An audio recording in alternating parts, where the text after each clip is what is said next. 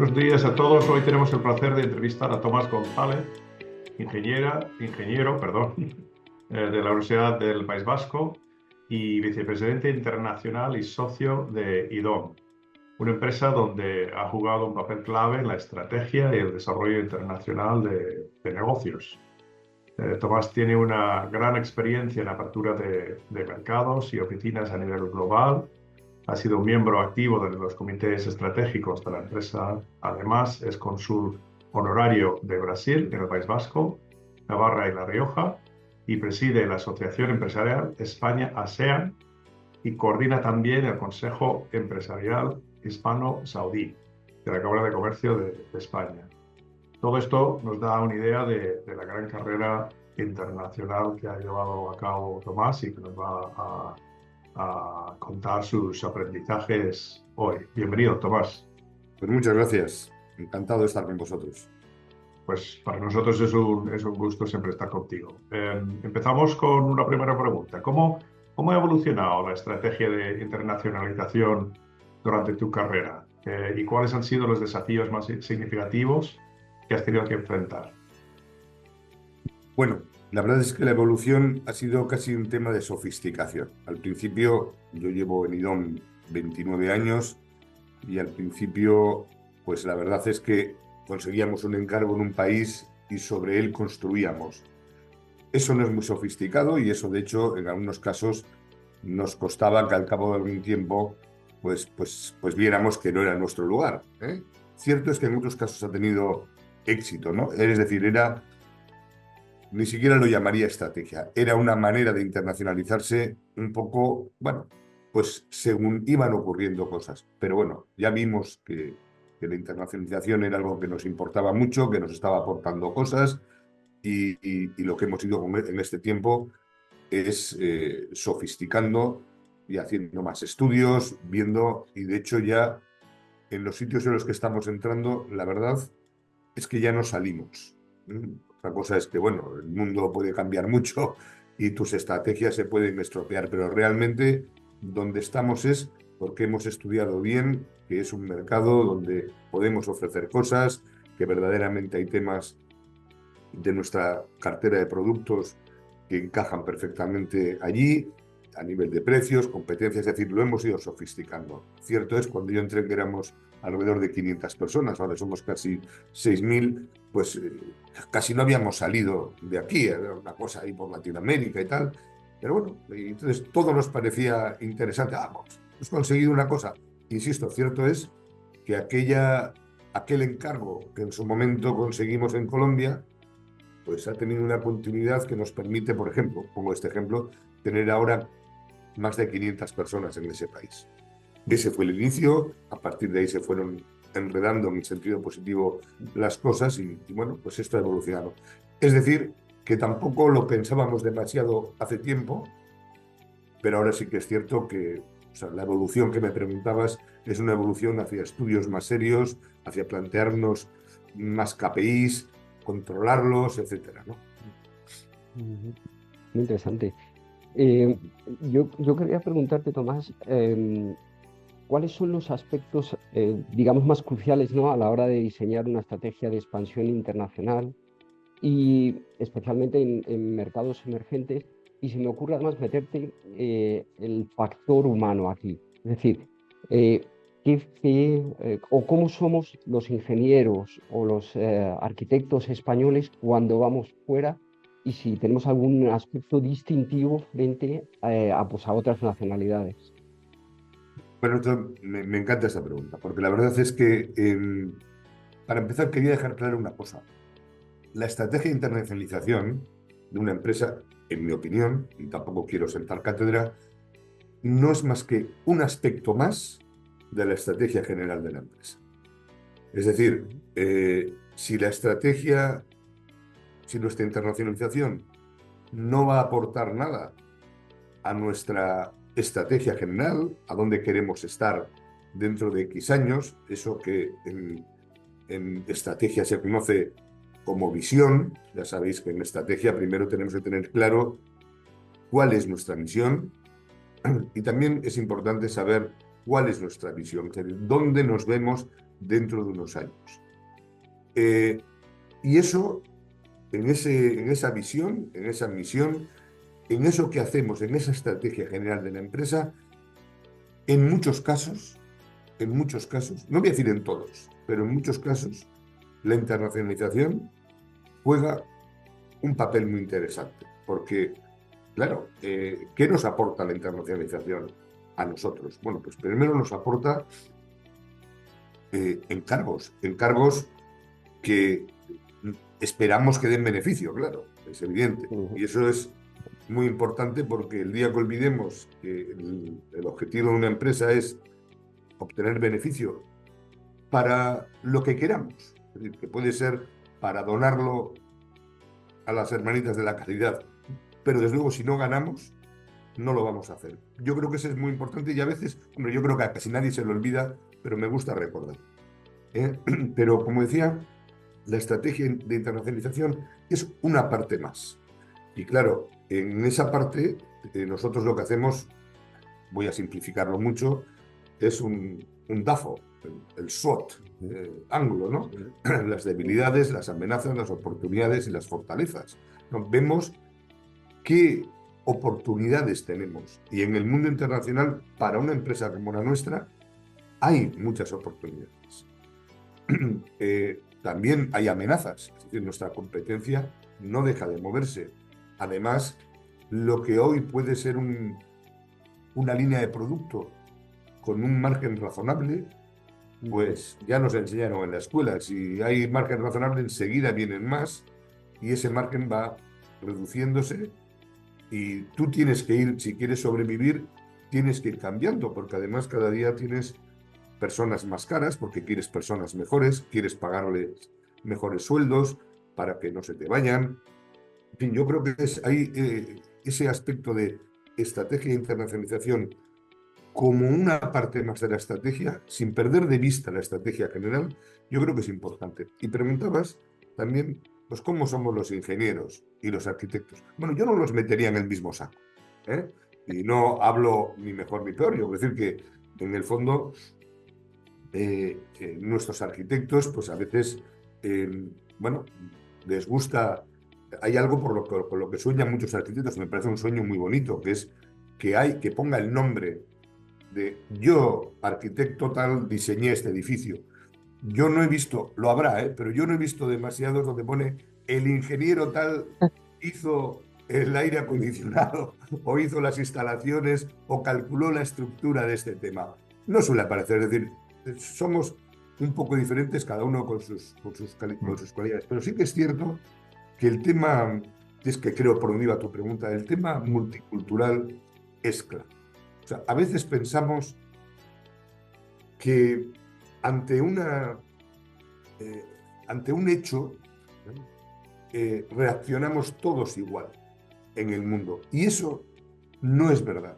Y yo lo tengo comprobado. Y no solo yo, que soy un ingeniero que lleva dando vueltas mucho tiempo, sino que tuve la suerte de acudir una vez a Harvard, a un seminario de una semana, y había una profesora que demostraba, después de muchos estudios, cómo ante una circunstancia un brasileño opina de manera, o un chino opina de manera opuesta, no ya opuesta a un alemán o opuesta a un americano, dependiendo de lo que, de qué tema estamos enfrentando, ¿eh? A veces puede ser igual, ¿eh? Pero, y eso es muy importante, porque cuando vamos a sentarnos delante de un cliente, podemos pensar que un apretón de manos ya significa que voy bien. Un sí significa, pues que sí. Pues bueno, pues a veces es un sí Totalmente. y ya veremos, o vamos por buen camino. Un no casi siempre significa no, también es verdad, ¿eh?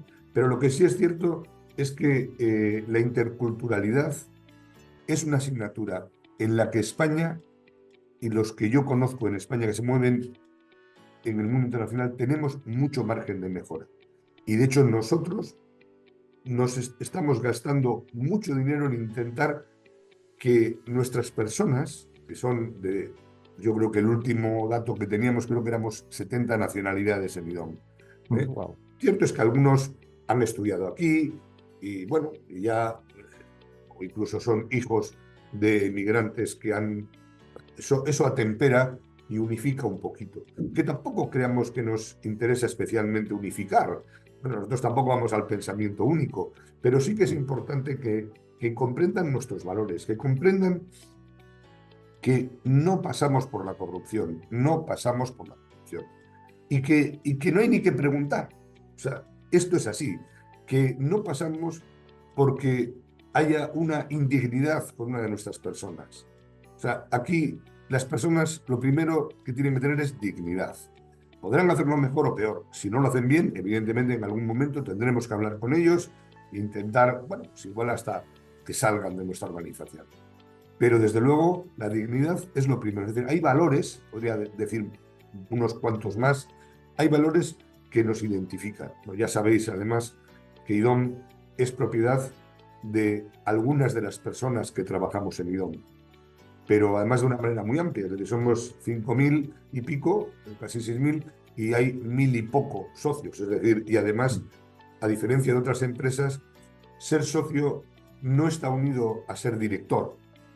Ser socio es una muestra del compromiso que tienes. O sea, un administrativo, secretario, en fin, puede perfectamente ser socio de esta empresa al cabo de unos años, probablemente no, con diferente participación a la que tiene el presidente, pues eso es así, pero es una muestra del compromiso y eso marca también un poco a la empresa, ¿no?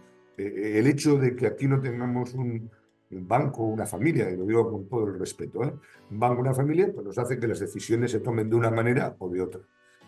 No sé si he contestado a tu pregunta, pero desde luego por ahí era un poco estos mensajes me gustaría lanzar. De hecho, insisto, la interculturalidad es un aspecto que en España es de mejora evidente. Pensamos que nuestros hermanos latinoamericanos, como hablan castellano, pues piensan igual que nosotros. Pues no. Como norteamericano, también Tomás, te puedo decir que los norteamericanos tenemos también mucho que aprender sobre cómo entender a otras culturas y otros países. Has respondido perfectamente a la pregunta, me gustaría profundizar un poco más y pedirte también un pequeño regalo a los que nos escuchan, porque muchas empresas tienen que bregar con este tema, que es lo que describiste muy bien, que es diferentes culturas y diferentes personas interpretan el mismo hecho de una forma diferente. Y me gustaría que nos contaras un poco trucos o herramientas que has utilizado para asegurar que se mantenga la coherencia en la visión de vuestra compañía, que decías que la internacionalización es parte de la estrategia de la empresa, no es algo independiente, es parte de esta estrategia. ¿Cómo mantienes la coherencia en la visión y los objetivos que tenéis en IDOM, mientras cada región opera con cierta independencia, ¿no? Y cierta capacidad de interpretar los hechos de una forma diferente, como has explicado? Bueno, nosotros, como decía, estamos invirtiendo mucho tiempo y dinero en reunir a nuestra gente. Nosotros, por ejemplo, nosotros no somos General Motors, somos 5.000 y pico personas. De esas 5.000 y pico personas, 200 y pico se reúnen 2 veces al año y una de ellas además en una convivencia un poco amplia, que cada día, por cierto, nos cuesta más encontrar un hotel porque lo hacemos con cónyuges, de tal manera que ahí vienen de todas nuestras oficinas, pues no solo los directivos, sino también las jóvenes promesas. O sea, hay personas que ya les ves que van a ir bien, entonces queremos invertir en ellos. Hemos hecho ahora mismo con el IES, tenemos un programa que va a durar 3 años, donde durante, o sea, no sé, son 2 o 3 veces al año, no me hagas mucho caso, se juntan durante 3 días para recibir formación de gestión, porque son personas que creemos que tienen un futuro en IDOM y apostamos por ellos. Y en esos mensajes, es decir, nosotros cuando el presidente o yo mismo vamos al hotel que tenemos cerca de la oficina y hay un joven desayunando, pues la verdad es que a veces, oye, súmate, a veces se cortan un poco, pero, o ven a cenar, ¿no? Si estamos allí. Y a veces se sorprenden, sobre todo si son nuevos, pero en esas conversaciones es como ven qué es lo que piensa el presidente, qué es lo que piensa la empresa, ¿no? Entonces nos gastamos, bueno, esto es una pequeña anécdota, pero nos gastamos de manera formal, para intentar unificar los mensajes y que sean clarísimos los valores que defendemos. Es decir, aquí no vale decir, o sea, si un cliente, vamos a ver, nosotros como cualquier empresa, afortunadamente no todos los días, pero de vez en cuando metemos la pata, nos equivocamos. Pero cuando el cliente llama, y lo tenemos escrito en nuestro libro de estilo, saltamos de la silla, lo ponemos así, saltamos de la silla. Esto es como si has encargado un tejado en tu casa, Bill, y de repente tienes una gotera. Tú llamas al que te ha hecho, al albañil que te ha hecho el asunto, y te dice, oye, espérate, que en 2 horas estoy allí. Vamos, a ese lo recomiendas, a pesar de que tienes una gotera, lo recomiendas a todos tus amigos, porque lo normal en muchos casos es decir, uy, a ver si puedo ir dentro de 15 días, y tú mientras tanto con un cubo helado. Bueno, pues este tipo de pequeña anécdota es algo que nosotros hacemos. Nosotros a veces nos confundimos. Hombre, si nos confundiéramos siempre, pues cerraríamos, ¿no? Pero de vez en Madre cuando, mía. cuando eso pasa, saltamos de la silla. Y eso lo que hace es ese tipo de comentarios hace que nuestros chicos, chicas jóvenes que están con nosotros, ingenieros, arquitectos, economistas, verdaderamente vayan entendiendo que esto no va de dejarle colgado al cliente y mejorar un poquito la cuenta de resultados de ese encargo a corto plazo. Porque, oye, pues no voy, ya llegará. Porque, hombre, igual tampoco el tema era tan grave. No, no, no, perdona. Yo quiero que ese cliente esté siempre, que esté verdaderamente bien tratado. Ese tipo de cosas es en lo que gastamos, se lo puedo multiplicar por un montón de anécdotas y circunstancias. A eso nos dedicamos en muchos casos y por eso en nuestras áreas técnicas y geográficas, sus directivos, su principal objetivo, aparte de coordinar y dirigir, es lanzar esos mensajes. Es decir, oye, ojo, y de verdad además nos gusta que eso se entienda. O sea, hay algún país, tengo ahora en la cabeza, que tú le preguntas a un ingeniero si sabe hacerlo, si sabe hacer lo que le has enviado, y la respuesta siempre es sí. Y me preguntabas, ¿y cómo actúas?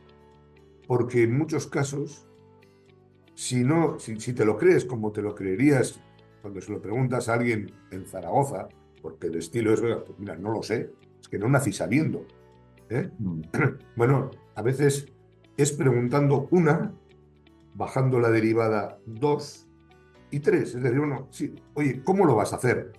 Y enseguida, si tú sabes lo que tienes entre manos, enseguida te das cuenta si eso va a ser un fracaso absoluto. Y entonces intentamos decir, oye, aquí nadie nace sabiendo, pero por favor no digas que lo sabes, no pasa nada si no lo sabes. Ya vamos a aprender conjuntamente, ya vas a aprender con nosotros.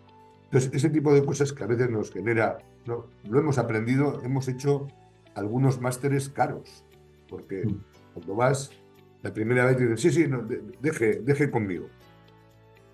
Y de repente, al cabo de 15 días, cuando ya el cliente dice, oye, que lo que me teníais que haber entregado ayer no ha venido, y te acercas y te das cuenta que ni ha venido ni va a venir, porque no sabe hacerlo. Bueno, eso es un máster caro porque enseguida tienes que poner a todo el mundo a solucionar lo que esta persona no ha confesado, ¿no? Entonces, bueno, ese tipo de cosas, así vamos mejorando poco a poco, vamos aprendiendo a llevar adelante esos temas. Como te digo, gastando mucho tiempo en libros de estilo, tenemos temas de compliance, tenemos temas escritos, pero, bueno, os voy a dar un consejo, a veces consejos vendo, para mí no tengo. Los temas escritos están muy bien, ¿eh? Porque están escritos y permanecen. Pero no sé si lo lee, si los documentos escritos, a pesar de lo que obligamos teóricamente a leerlo, los lee todo el mundo. Por eso, detrás está la conversación, el ejemplo, los valores que comentaba, porque a veces la gente está tan liada que de repente leerse un tocho así de no sé qué, pues está bien porque tengo que conseguir una ISO y tal, pero en el fondo, nosotros, por ejemplo, en algunos temas hemos contratado y hecho ad hoc sistemas, exámenes, además el examen quizás es un poco fuerte, pero sobre algunos de los temas que nos importan de valores, etcétera, hemos diseñado unos programas que tú al entrar te va explicando cómo tienes que actuar según IDOM en alguna serie de circunstancias, cuáles son los no-nos, cuáles son los sí-sís, y tienes que después responder a un test. Y ese test lo tienes que aprobar. Hombre, te damos varias oportunidades y además muchas de las cosas son de sentido común, pero que sean de sentido común, lo que decíamos, a veces el sentido común español es distinto al sentido común de otros países, ¿no? Sí, absolutamente. Em, Déjame que cambie un poquito ahora el tercio, porque hay un tema que me llama mucho la atención de tu experiencia profesional y de tu currículum, que es la relación que mantienes con Arabia Saudita. Entonces, yo aquí lo que me gustaría preguntarte primero, claro, ahora las circunstancias en aquella parte del mundo son un poquito especiales, y yo te preguntaría primero, ¿sigue habiendo interés en Arabia Saudita, especialmente por parte de las empresas españolas? Y dentro de ese país, pues, ¿qué oportunidades consideras que puede haber o para futuros inversores? Bueno, Arabia Saudí a mí me parece bueno, primero que me parece un país interesantísimo, pero desde el punto de vista de negocio, porque del tema cultural podemos hablar en otro momento, aquí no estamos hablando de temas culturales, desde el punto de vista de negocio hay pocos países en el mundo que tengan los proyectos que actualmente tiene entre manos Arabia Saudí. Y esto es un hecho. Es decir, hay países en el mundo que desafortunadamente hablan y hablan sobre grandes proyectos, pero pasan, yo no voy a decir el país, pero en el año 2000 fui a un país donde ya se hablaba de un gran proyecto. Hoy es el 2024 y no se ha empezado ni siquiera a dibujar. Y se sigue hablando. Bueno, oye, cada país tiene, además no todo el mundo tiene la chequera ni la fuente de ingresos que tiene Arabia Saudí. O sea, que probablemente el país que yo estoy diciendo, seguro que estaba verdaderamente en las manos de sus gobernantes hacer ese proyecto que era muy importante para el país. Pero al fin y al cabo no hay dinero. Entonces, en estos momentos, Arabia tiene un montón de proyectos billonarios, por no decir trillonarios. Hemos oído hablar de Neom, de tal, son los más, de Line, es decir, los más mediáticos, pero detrás de eso hay otro montón de temas, O sea, Arabia Saudí tiene lo que se llama la Visión 2030. La Ajá. Visión 2030 significa que para el 2030 ellos quieren hacer una serie de temas, quieren diversificar su economía. Quien no haya ido a Arabia Saudí hace, iba a decir 10 años, pero puedo llevarlo hasta 5 años. Quien no haya ido a Arabia Saudí en los últimos 5 años, yo creo que no conoce Arabia Saudí, desde el punto de vista de negocio y desde el punto de vista social. Antes Ujú. pues, teníamos allí, bueno, los restaurantes se veía pues, sitios un poco grises desde nuestro punto de vista, sexos separados, tal. Ahora, hombre, esto no es, en fin, no es algo donde se haya levantado la mano absolutamente, pero desde luego el camino social está ahí y además se está viendo que se abre la mano y no pasa nada. Y no Ajá. pasa nada y además a alguno le pasará, pero la sociedad cada día se siente mejor estando homologada, por decir así, aunque todavía falta mucho en algunos aspectos, homologada en el mundo internacional. A veces hablamos de los derechos de las mujeres, bueno, no recuerdo muy bien, pero yo creo que la mujer tuvo voto en España hace 100 años, ¿eh? O sea, que tampoco estamos hablando que en la Edad Media votaban las mujeres, que esto no es así. Cierto es que a todos nos gustaría, a mí el primero, bueno, pues que los países tuvieran los derechos humanos. Oye, eso está ahí.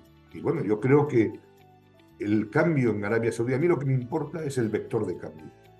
No dónde estás actualmente, sino el gradiente que te lleva, que va creciendo. Y yo creo que en ese aspecto hay cosas que hace 10 años sucedían y que creo que no van a volver a suceder. Eso hablo desde el punto de vista social. Y está viéndose, ese 2030 implica unos proyectos impresionantes. La desalación. Se están plantando miles de millones de árboles. Detrás de eso hay una ingeniería. Se están haciendo, bueno, sí, temas que hemos oído mucho aquí, el Meca Medina, el metro de Riad, proyectos enormes. Entonces, a mí no me extraña. Yo creo que es un sitio... Ahora, eso sí, en Arabia Saudí, como en casi cualquier sitio del mundo, tontos hay pocos. ¿Y qué es lo que quiere el gobierno de Arabia Saudí? Y eso es lo que a veces le molesta a algunas empresas, pero yo veo con absoluta lógica. Esto no va de lo que se llaman proyectos TMR, Take the Money and Run. No va de esto, no va de que yo hago un trabajo con todo ingenieros de Bilbao, de Madrid y de Zaragoza, y les dejo allí el diseño y luego llega, no sé, una empresa extranjera, lo construye. Eso no quiere el gobierno saudí que pase. Lo que quiere es que queden cosas, que verdaderamente el conocimiento, ya saben que no pueden aspirar al 100%, pero quieren, por ejemplo, hay un decreto de saudización que obliga a unos porcentajes muy significativos de contratación de personal local, de saudíes. Porque claro, si voy a pagar esto, lo que quiero es que venga bien a mi pueblo. Yo creo que no se le puede pedir al gobierno saudí que tire el dinero, aunque tenga mucho, que lo tire. Habrá veces que no tendrá más remedio, pero desde luego mientras pueda, el decreto de saudización lo que hace es que va revirtiendo no solo en el bienestar de su gente, sino además en el conocimiento que adquieren. Porque claro, están haciendo con IDOM pues una línea de metro y por lo tanto aprenden, los ingenieros jóvenes aprenden, los traemos aquí, nos llevamos allí y al final, y como nosotros, todas las empresas, porque todos tienen que pasar por ahí. Entonces yo creo que eso es importante. O sea, en Arabia Saudí, además, si haces las cosas bien, probablemente tienes un gran mercado por delante. ¿Por qué? Porque allí el gobierno es muy importante. O sea, hay empresas privadas, pero bueno, pues los grandes proyectos estos siempre tienen un tema público o relacionado con Aramco, que en el fondo pues puede ser, digamos, lo podríamos meter en el mismo paquete, porque aunque ha habido una privatización de una parte, sigue siendo un gran activo del país, ¿no? Entonces, bueno, realmente, como digo, al ser muy importante el gobierno, allí se conocen bastantes, ¿no? Es decir, que se conocen todos, pero si tú haces una cosa muy bien y dices, oye, ¿esto quién lo ha hecho? ¿Y dónde? Mándale una invitación para el concurso siguiente para meterlos en la lista corta, porque me ha gustado. Pero de la misma manera, si haces las cosas mal, ¿quién ha hecho este bodrio? ¿Y dónde? Pues estás muerto. Entonces, ahí hay que tener mucho cuidado con todo esto. Y claro, también hay que saber, hay que entender que en Arabia Saudí, pues, tienen muchas cosas diferentes. Por ejemplo, pues, te llaman con muchas frecuencias a las reuniones en domingo, porque el domingo es día laboral. Nadie se ha sorprendido de que me hayáis pedido esta reunión el lunes, ¿verdad?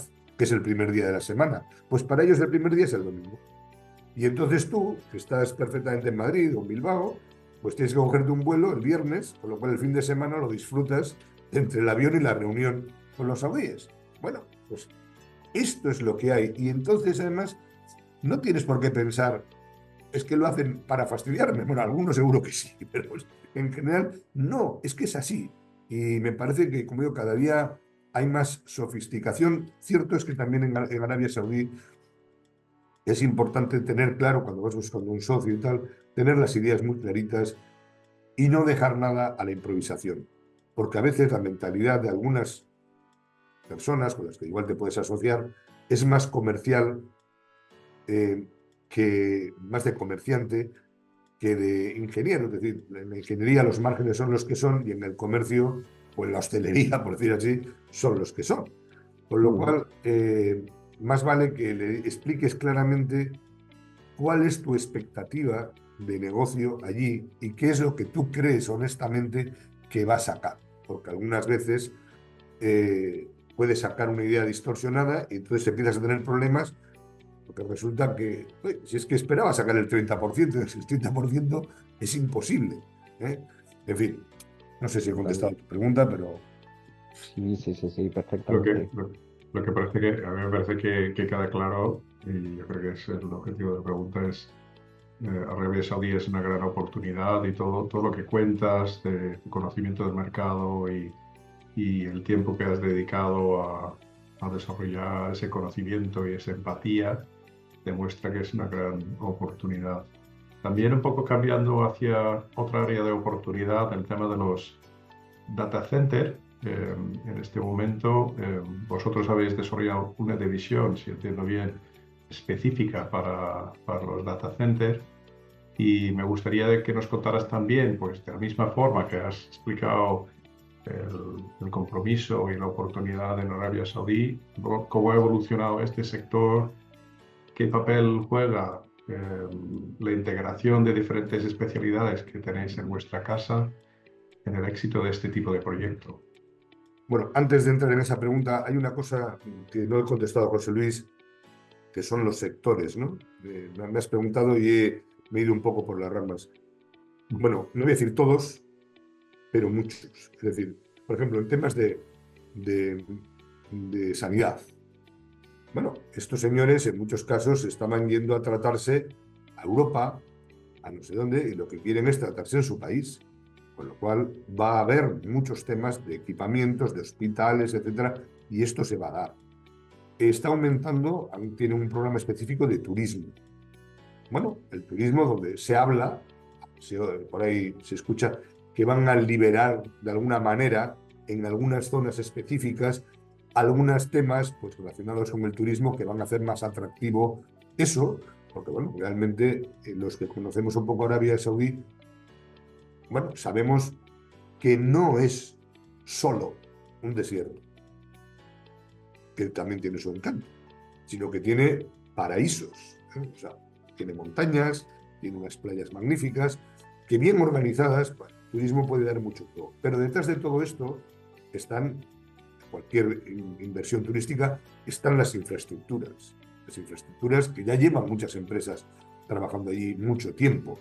Y detrás de eso están equipamientos tipo desalinización, o sea, hay un, un montón de oportunidades y por supuesto relacionadas con el oil and gas todavía y durante mucho tiempo estos señores van a depender sus ingresos de manera importante de Aramco, ¿no? De oil and gas, y esto es un sistema además que allí hay personas de todas las nacionalidades con una profesionalidad que podrían estar en cualquier petrolera del mundo y bueno, y están en Aramco. Es decir, con eso no se la juegan. Y bueno, y por último decir que es que además yo creo la mayor parte de la gente que yo me he encontrado con sus particularidades son buena gente. Y eso ayuda mucho cuando vas allí, hay amabilidad y eso ayuda también bastante. Y por supuesto, por cierto, una cosa que se me olvidaba es que la seguridad ciudadana es extremadamente buena, ¿eh? Y eso también ayuda cuando tienes expatriados, etc. Bueno, contestando a tu pregunta, Bill, sobre los data centers, bueno, yo creo que nuestra apuesta por los data centers ahora le hemos dado forma, hace unos meses, ¿eh? Pero ya llevábamos en esto hace mucho tiempo. Lo que pasa es que ahora hemos pensado, hombre, pues, antes hacíamos una parte, claro, y y ahora hemos dicho, hombre, un mercado que según los datos que yo manejo, ser más o menos exactos, va a tener un crecimiento del 20% anual de aquí hasta el 2030, por lo menos, hombre, dices, y que además tiene un nivel de sofisticación que no puede entrar cualquier empresa sin más. Nosotros, en cambio, sí, porque hombre, aquí en un data center cada día son más importantes pues la sostenibilidad, ¿no? Pues para, en fin, para reducir el impacto medioambiental. Bueno, nosotros tenemos un departamento de medio ambiente, tenemos temas de telecomunicación y sistemas, estamos haciendo pues, migraciones a la nube, bueno, en fin, tenemos, bueno, a nivel de volumen, nosotros somos el estudio de arquitectura más grande de España. ¿Eh? Y claro, un data center no tiene por qué ser una lata, puede tener una belleza arquitectónica cumpliendo perfectamente o incluso mejor la funcionalidad de su arquitectura, o sea, de la funcionalidad de lo que se persigue. Es decir, que alguien vea ese edificio, hombre, qué edificio más emblemático, que en fin, no tiene, insisto, no tiene por qué ser una lata, porque además a veces es que es más barato una arquitectura razonable que mantenga bien las funcionalidades que algunas cosas que son prêt-à-porter, ¿no? Nosotros tenemos un departamento de energía. Hemos hecho, bueno, la eficiencia energética de estos temas, la refrigeración, etcétera, pues son asuntos que no todo el mundo sabe hacer, y nosotros sí. Bueno, o sea, y esa integración, pues la llevamos haciendo ya, digo, a veces en temas concretos. Nosotros tenemos empresas de ingeniería con las que nos llevamos muy bien y que de vez en cuando pues son igual muy locales. Por ejemplo, nos ha pasado con unos amigos nuestros de Irlanda, que están solo en Irlanda y nos han pedido colaborar con ellos en España, porque ellos ni tienen la intención ni es su interés venir a Irlanda, perdón, a España a hacer lo que ya sabemos hacer nosotros.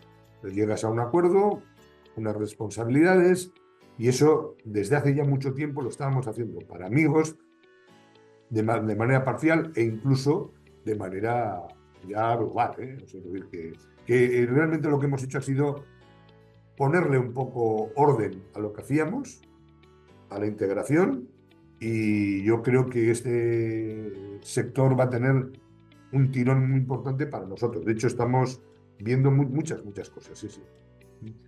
Sí, yo comparto totalmente esa visión. Además, nuestros datos van en ese sentido también de un crecimiento muy fuerte con todo lo relacionado con los centros de datos. Y déjame hacerte una pregunta ahora, porque es un poco desde el punto de vista de internacionalización, ¿no? Y mezclando también la parte estratégica o geopolítica, ¿no? Que estemos viviendo con tensiones, con una tendencia pues a poner penalizaciones no a productos o a importaciones.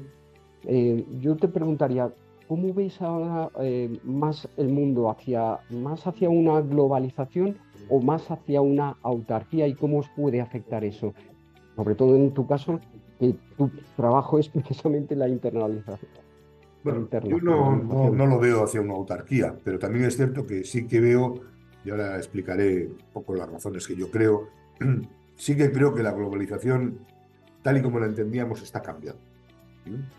Y en parte se está, no sé si reduciendo, pero desde luego modificando. ¿Eh? Eh, bueno, primero, eh, luego hablo de los temas de las guerras, ¿no? Mm, Pero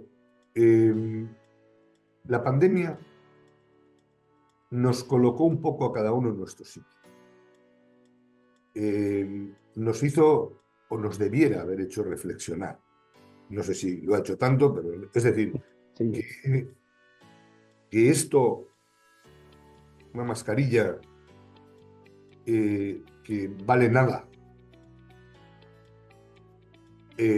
paralizara, o sea, el no tener esas mascarillas paralizara a a un huelgas. país e incluso a un continente, porque, oye, es que esto ya lo hacen los chinos. Igual hay que pensar que no todo puede estar hecho por los chinos. Yo recuerdo, me decían, no sé si era verdad, cuando estuve trabajando en Japón de becario, veía arrozales casi en el centro de Tokio. Y decía, pues, el precio en aquella época tenía, bueno, y seguirá teniendo, ¿no? Hubo ahí una burbuja y tal, que tenía la tierra en el centro de Tokio. ¿Y esto cómo? Es que nosotros hemos pasado una guerra y no queremos morir de hambre, porque lo hubieran tenido muy fácil, llevar arrozales a Brasil, por ejemplo. ¿Eh? Ya, pero el día que haya un problema, no sé Brasil lo que diría, pero probablemente dirían, oiga, como nos pasaba, vamos, lo voy a cerrar esto del fiarnos del de al lado, lo voy a cerrar un poquito con la anécdota que el otro día salía del primer ministro británico, de Boris Johnson, que estaba contemplando de manera seria un asalto en Holanda, creo que era, en Países Bajos, para coger unas vacunas, o sea, asaltar con unos comandos a un socio de la OTAN. Eso nos da una idea de que cuando las cosas aprietan, ojo. Y entonces yo creo que, hombre, no vamos a llegar a una autarquía, porque sería una barbaridad, creo yo, pero sí que estamos pensando en esa reflexión, porque claro, de repente hay un capitán que hace una mala maniobra en el canal de Suez y se paraliza el comercio mundial y no me llegan las cosas. Además resulta que por la guerra, como hay que pasar por otro no sé qué, ahora ya se tarda no sé cuánto tiempo. Oiga, bueno, de hecho ya se está produciendo, ¿eh? O sea, vamos, aquí y en algunas cosas, sobre todo en los temas de salud y tal, ojito con esto porque eso, lo que pasó en el COVID, nos ha dado, nos debiera hacer reflexionar. Nosotros no podemos depender en algunas cosas, como estamos dependiendo en estos momentos, de vacunas y tal. O sea, bueno, por lo menos a nivel europeo, que aunque no son españoles los alemanes, pero por lo menos son europeos. Pero mantenían las máquinas en Turquía para que no llegaran. En fin, estas cosas que han pasado, en fin, yo creo la guerra de Ucrania nos ha hecho pensar de manera muy diferente. Antes, yo tengo 62 años. En mi época de juventud había dos, Estados Unidos. El otro día oía una frase, no sé de quién era, la decía Emilio de Miguel, el embajador, y citaba a él, no sé quién era, que decía: Europa es un gigante económico, un enano político y muy poco militarmente, no sé qué calificativo tenía. Es decir, claro, un enano político, si estás rodeado, o sea, y que tiene muy poco nivel militar, estás a expensas de lo que te haga el vecino que ha decidido pues, que lo que tienes en tu casa pues, le gusta más que lo que tiene en la suya, ¿no? Y claro, bueno, estamos viendo países que están creciendo, países donde Europa pues no pinta nada. A nivel político no pinta nada. Nosotros el otro día hacíamos un pequeño análisis sobre lo que sacábamos la conclusión que Europa estaba haciendo muchas cosas en el sudeste asiático, pero las vendía de tal manera que parecía que eran otros los que las hacían. Y eso también pasa. Entonces, bueno, me he ido un poco del asunto geopolítico, pero sí que creo que el mundo ya va a ser cada vez más multipolar y que, bueno, pues tenemos que tener muy claritos quiénes son los amigos, quiénes son los enemigos. Lo que pasa es que estas cosas, cuando de repente desaparece el protagonista, pues resulta que estos son amigos, ¿no? Bueno, la verdad es que, contestando a tu pregunta, yo creo que no va a ir a una autarquía porque sería una locura, sería una locura, pero sí que la globalización, tal y como lo entendíamos, que aquí valía todo y que todo se podía hacer en Marruecos, en China, en donde sea, bueno, pues van a decir, oiga, espere, espere, no vaya a ser que me lo trinquen, ¿no? Mm. Y teniendo en cuenta esa nueva globalización eh, y mirando hacia adelante ya, la última pregunta que queríamos hacer, Tomás, ¿cuáles son las próximas fronteras que crees que IDOM debe explorar para continuar su expansión y el éxito en el ámbito internacional? Bueno, para empezar, yo creo que debemos consolidar lo que tenemos. Hemos tenido una expansión enorme, decía, cuando entré yo éramos 500 personas y hemos multiplicado por 10 en casi 30 años. Bueno, pues eso es importante, ¿no? Y yo creo que hay zonas que merecen la pena consolidar porque además queremos crear centros de excelencia en distintas ubicaciones, ¿no? O sea, que verdaderamente no tengan que depender de Madrid o Bilbao, que son nuestras principales oficinas, sino y que aquí hay, digamos, sabios que son capaces de acometer proyectos importantes con apoyo local. Bueno, lo que queremos es que los locales también lo hagan de manera cuasi independiente o con la mínima aportación para que, bueno, al fin y al cabo seamos más competitivos, etcétera, ¿no? Entonces, para empezar, consolidar. Nosotros en estos momentos tenemos una presencia en México, en Colombia. Cuando digo presencia, hablo de más de 100 personas. Chile, bueno, en algunos países de Latinoamérica, también en Estados Unidos. En Europa teníamos, pero queremos reforzarlo. Y eso, ¿y por qué queremos reforzarlo? Pues quizá por lo que decíamos anteriormente, es que Europa es nuestra zona y además tenemos una competencia de un gran nivel que para ganarla tendremos que sofisticarnos más. Y eso es importante. O sea, al fin y al cabo, si no quiero compararme con los campeones mundiales de atletismo, faltaría más. Pero si el campeón mundial de atletismo de 100 metros compitiera siempre en la carrera de mi pueblo, probablemente nunca llegaría a mejorar los récords tal y como los mejora. ¿Eh?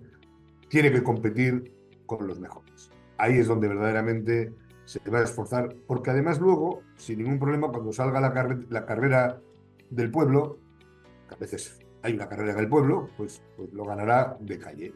Bueno, es estupendo. Entonces nosotros queremos sofisticarnos. Tenemos ya más de 300 personas en Arabia Saudí, lo que es Emiratos, en fin, tenemos muchos días que consolidar, pero estamos ahora con los ojos puestos en Australia, un tema que creo que tiene mucho sentido para nosotros, cada día más primer mundo, porque queremos competir en primer mundo. Nosotros es muy difícil, no, imposible no hay nada, pero competir en commodity en el tercer mundo, yo creo, hombre, a veces suena la flauta, pero no podemos vivir de cuando suena la flauta.